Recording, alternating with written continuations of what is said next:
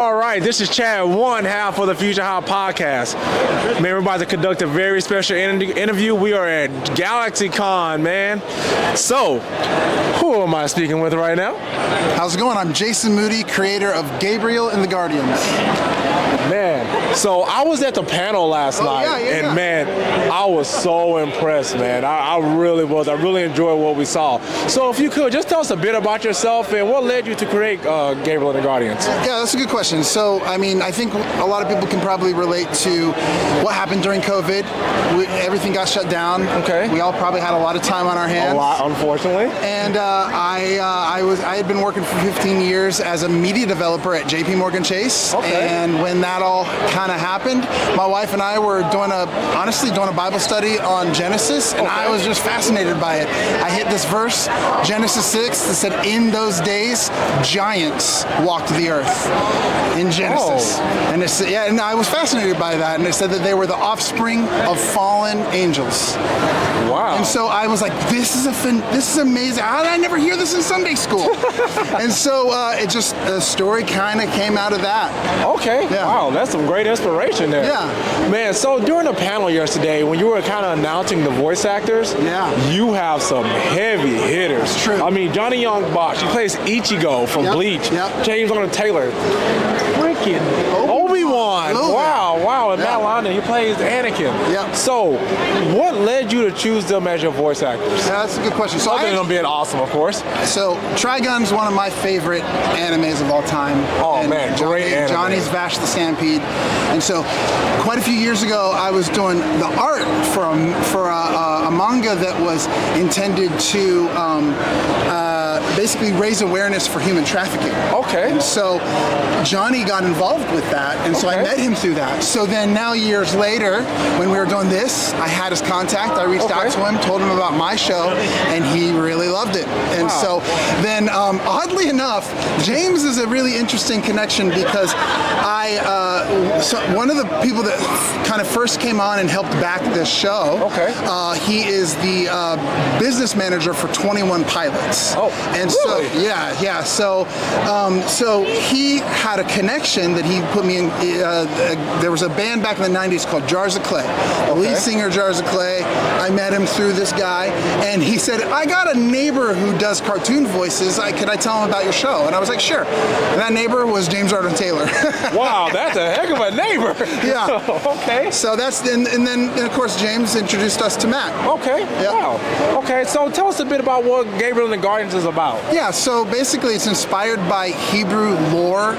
It's a fantasy story, but it's inspired by Hebrew lore, culture, mythology, and then the story really is kind of extrapolating out of Genesis, right? Okay. It's taking some of the main themes of redemption, what happens when you take into your own hand. There's a verse that says, Adam then took the fruit into his own hands. He took knowledge for himself. What happens when we pursue knowledge to the point of being cursed? And so some of these themes that you find in Genesis are really interesting and really deep.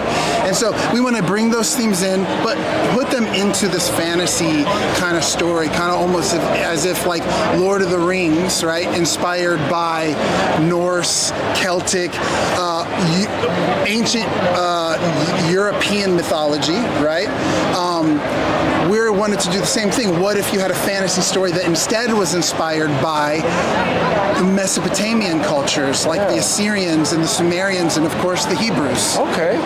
Wow, man, I cannot wait for this. So I'm looking at the poster here, and we have a character here, a young lady with purple hair here. We haven't really seen too much of that. So could you tell us about her? Yeah. So we've got three characters. That's Nemea. Nemea. Okay. She is actually a princess of a culture called Kayanara. It's really inspired by the Sumerian culture, and basically she worships the gods that are actually the Chaos Giants. Okay. Our other character, who Matt Niantar is playing, Knock. He's trying. You heard the panel. His main thing is to kill the giants. Yeah. But because he doesn't think of them as gods, and so you've got conflict there. Oh, I like and then that. in the midst of it, you get Gabriel, who is actually a celestial being from a completely different realm, who shows up in this mortal world, and they're trying to all get back this eternal seed that basically is like a weapon of mass destruction on the planet that a giant went into the unseen realm and stole and brought it back to the mortal realm. And so that's what they're all trying to get and trying to retrieve, because it's going to destroy the world if they don't. Okay. This is deep, y'all. Man, this is really deep, man. I like this. It's very mythic. Yeah. So, what do you want your cartoon, your comic you have coming out, what do you want it to relate to the people? When people watch this, what's the message that you want to send to the people? Yeah, so I think we've got two major themes. One theme is, are you a hero? And what does it take to be that? What do you actually have to do? Like, we aren't just heroes. It's actually by our actions, right? Yeah. That's what defines us, what we do. And then the other theme is find your identity and seize your destiny. And how are those things tied together? What does it mean to discover who you truly are, and how that discovery determines your course, right? The thing that you might pursue, your purpose. So those are the themes of the show. I can't wait. Oh my gosh. And there's a ton of action and adventure. And I mean, it's like, it's this, we keep on saying it's kind of like Chronicles of Narnia meets Dragon Ball Z. Oh yeah, so that's a good question. So I was going to ask, what anime is inspired or kind of gave you inspiration to create this? Yeah, so obviously, Trigon is huge. But Dragon Ball, I'm not going to, look, I know they get some heat, but I was a huge Dragon Ball fan. And I can't hate on Dragon Ball. I tuned back in for Super. I watched all of Super. Thanks. See, you're a man of culture, man. It's Dragon Ball. You can't hate. Dragon Ball is like the grandfather of anime, man. Like, you can't hate on it. I love it. I love Goku. In fact, Goku is one of the characters that I think really inspires Gabriel. Like, the character of Goku, just endlessly optimistic. He's not looking for a fight because he hates anybody, right? In fact, he gets excited to fight with people because he just wants to know them, and so this optimism, right? So I think I said before, Gabriel really, at his core, it's like he's a mix between. Sorry, confused. He's a mix between Rocky Balboa, right? Oh, Rocky Balboa. Yeah, so he's got this thing of like never give up, right? Yeah. He'll take a beating. He will take a beating and he will keep on going, right? Okay. So you've got Rocky Balboa, you've got Goku, you've got, and I think I said before, actually a little bit of that Buddy the Elf.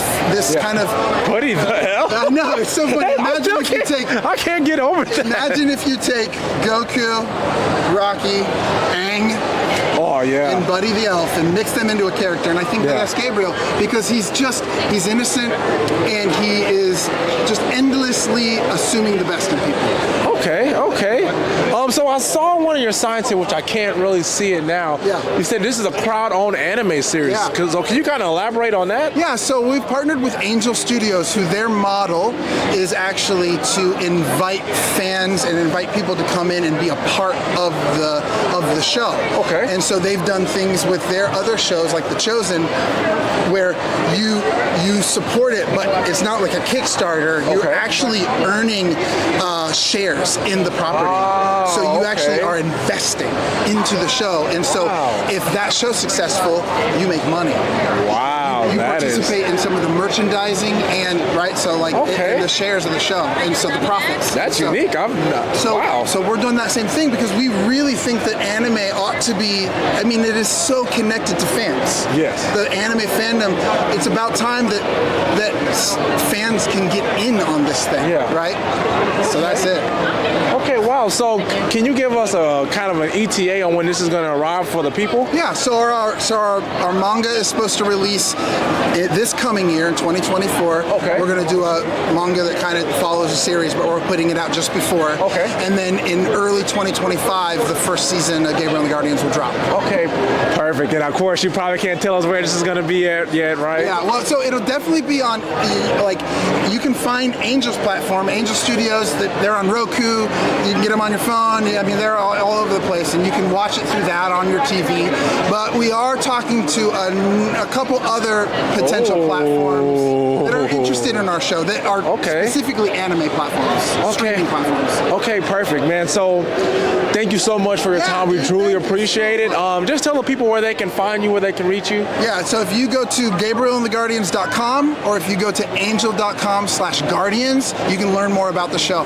Okay, perfect. And then, is there anything else you want to say before we wrap up? You can find us on Instagram, and you can find us on Facebook and Twitter, all the things. Oh, and one last thing. Could you tell the people the slogan for this show? Yeah. Never be shaken, never fall. Never be shaken, never fall, guys, man. This is the Fusion-Haa podcast, and we're out this thing. Ha! Long ago, the world of Aura descended into chaos, and paradise was lost. Fear ruled the world, and hope faded to myth. Mortals roamed the waste, hopelessly searching for purpose. And that brings us to me, a celestial guardian, sent as a light piercing the darkness. My name is Gabriel.